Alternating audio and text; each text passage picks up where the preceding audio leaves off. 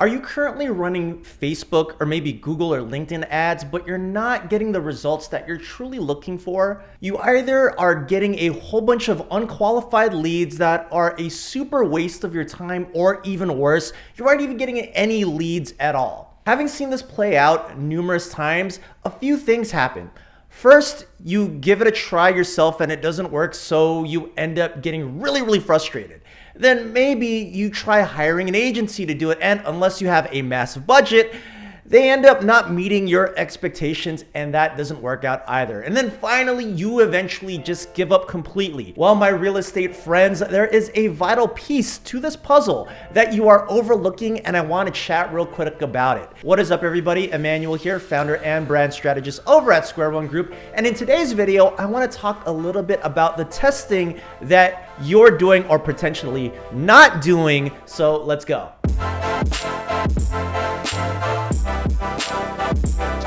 Now, before I get into the good stuff, please make sure you click that like button, that subscribe button, and that bell icon so you can get notified for future videos just like this one. Go ahead, I'll give you a sec. All right, thank you so much in advance.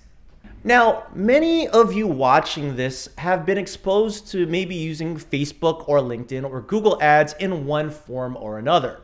Maybe it's by your brokerage, or maybe another agent, or maybe you've been consuming some YouTube video telling you that this is your secret solution to really generating new business because you've exhausted nurturing your sphere and you're trying to avoid cold calling and door knocking like the coronavirus. So chances are you've set up an ad or maybe a campaign either by yourself or via your brokerage's software. You know the software I'm talking about. The CRM that your brokerage sold you on when you were signing up with them. The one where they said that you can manage all your contacts and do all your ads all in one place. Yeah, that's the one I'm talking about. Well, in any case, you maybe have tried creating a campaign, threw maybe $100 at it and wanted to see where it got you. Now, if you're lucky, you may have left with maybe one qualified lead, but for most of you, it probably landed you in this huge waste of time and some aggravated effort. There's a way that I really like to explain this. You see, it's one thing to give you keys to a car, but it's another thing to teach you how to drive. That's what these ad platforms are. They are essentially vehicles for you to get your name out there. But if you don't know how to properly drive it, this vehicle is just gonna get you nowhere. And that leads me to the topic of today's conversation, which is I wanna give you some tips on how to particularly drive this car. But more specifically, I wanna go in a little deeper about testing and giving you a framework for the ads that you are or maybe aren't creating. Because you see, the simple act of testing will actually get your ads to work and generate you a bunch more new business over time. By the way, I did a really great video on A/B testing, which is really the lead into this video. I highly recommend you go watch it. I posted it last year. Go ahead and check it out. I'm gonna leave the video, the link to that video right here. So go watch it before you continue on watching this one. Now, before I get into the good stuff about testing and really making your ads work and really that missing secret sauce in order to get those leads or that funnel of leads to turn on, I first want to refer to a principle that one of the mentors that I follow from afar, his name's Alex Marcosi, alluded to, and that is the rule of 100. Now, I'm going to paraphrase this and I'm going to slightly amend it for the sake of real estate, but the principle behind it is pretty much the same. Now, let me hop into my iPad, shall we?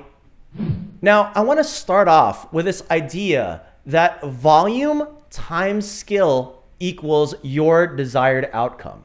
Another way to think about this is if you were the best at maybe Facebook or LinkedIn ads, or maybe taking calls, then you would need far fewer calls or ads to create to get your desired outcome. But here's the twist. How do you become the best? Well, it's really simple. The answer is volume.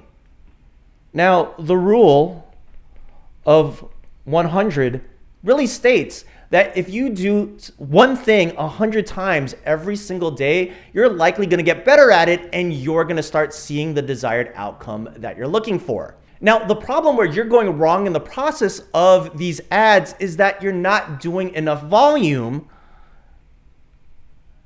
to be able to effectively grow the skill. And that volume I am referring to is called A/B testing. The idea behind it is pretty simple, and that is that you're going to want to run a test for a specific part of your ad for a specific period of time based on a hypothesis. By the end of the test, you should have data to provide you with a result that your hypothesis is either correct or incorrect. All right, now let me have some real talk with you real quick. And let me quickly zoom in on my face. I want to have a real heart-to-heart with you.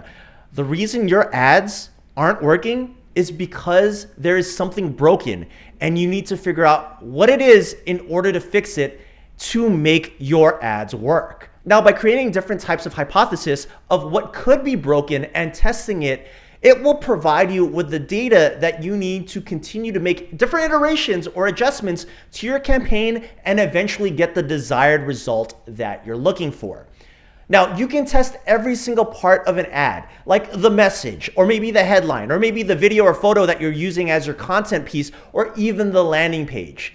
The reason the faucet hasn't turned on for you in terms of lead gen through these ad platforms is simply because the faucet is systemically broken and you are the person responsible for fixing it. Now, I want to give you a bit of a framework to follow. To make the process of A/B testing a little bit easier for you, this is actually something that we use internally. So you're about to get a sneak peek under the hood at some of our systems and processes. So check this out.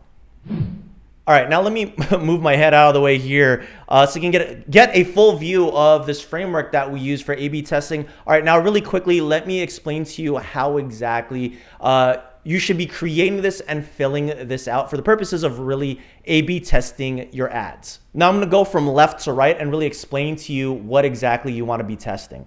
Now this first column, you're gonna want to really list out what exactly you're testing. Is it the top of funnel? Is it the middle of funnel? Is it the bottom of funnel? Is it your landing page, etc.? So for the example's sake that I'm gonna kind of present to you here, and as I fill this out with you, I'm gonna be testing my top of funnel advertising. And the status, now the way that we like to do this is we actually create a whole bunch of copies of this table on a spreadsheet. And then for status, it's either in progress, scheduled, or done. So for example's sake, I'm gonna call this in progress. Now in this particular field here, we wanna put the hypothesis, like what exactly do we wanna be testing to see if maybe this is what's broken with our ads and maybe this is what needs to be fixing. And in this particular case, I'm gonna say the headline. Now this next section here is where you're gonna actually wanna start inputting some data.